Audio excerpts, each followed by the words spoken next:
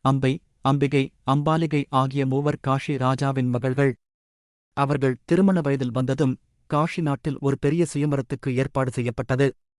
இச்செய்தி ஹஸ்தினாபுர அரசவைக்கு தெரியப்படுத்தப்படவில்லை. பீஷ்மர் குருவம்சத்தின் ராஜகுலத்தின் வலிமை மற்றும் மரியாதையை நிலைநிறுத்த வேண்டும் என விரும்பி அவர் அங்கு போய் மூவரையும் தனது வலிமையால் கைப்பற்றி அவர்களை தனது சகோதரர் விசித்திரவீரியனுக்கு திருமணம் செய்து வைக்க முடிவு செய்தார்.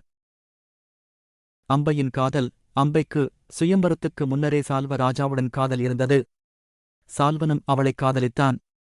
அதனால் பீஷ்மர் அவர்களை அழைத்து வந்தபோது அம்பை தன் காதலை வெளிப்படுத்தி சால்வனிடம் தன்னை அனுப்புமாறு கேட்டாள். பீஷ்மர் அவரை மரியாதையுடன் அனுப்பினார்.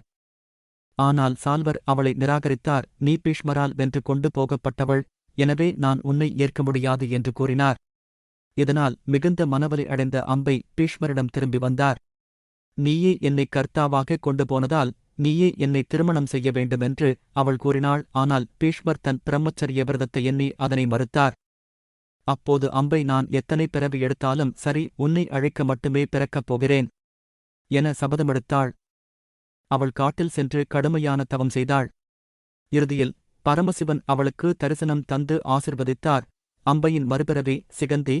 அம்பை மறுபிறவி எடுத்து பாஞ்சால நாட்டின் அரச குடும்பத்தில் சிகந்தி என்ற பெயரில் ஒரு பெண் குழந்தையாகப் பிறந்தாள். ஆனால் அவளது பெற்றோர்கள் அவளை ஆணாக வளர்த்தனர்.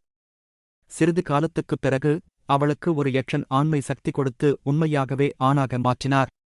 இதனால் சிகந்தி ஒரு போராளியாக உருவானார். குருக்ஷேத்திரப் போரில் பீஷ்மர் போர்க்களத்தில் அனைவரையும் வெற்றி பெற்றுக் கொண்டிருந்தார்.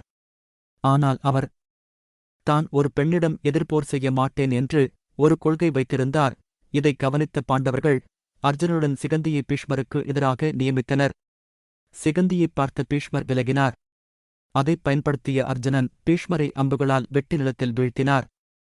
சிகந்தியின் கதையைப் பார்க்கும்போது ஒரு தீர்மானமுடையாளின் விருப்பம் எவ்வளவு வலிமையாக இருக்க முடியும் என்பதையும் இது காட்டுகிறது. பீஷ்மரின் மரணம் ஒரு சாதாரண வீரனின் வீழ்ச்சி அல்ல, அது ஒரு தர்ம யுத்தத்தின் உச்சக்கட்டமாகும். தன் உயிரின் கடைசி நிமிடங்களில் கூட பாண்டவர்களுக்கு வாழ்க்கை நெறிகளை உபதேசித்த பீஷ்மர் வெறும் அரசபுருஷனல்ல, அவர் ஒரு தத்துவ ஞானி, ஒரு தர்மத்தின் அவதாரம். அவரது இறப்பு தர்மம் நிலைத்திருக்கும் போது மரணமும் தெய்வீகமாகவே இருக்கும் என்பதற்கான நிரூபணமாகும்.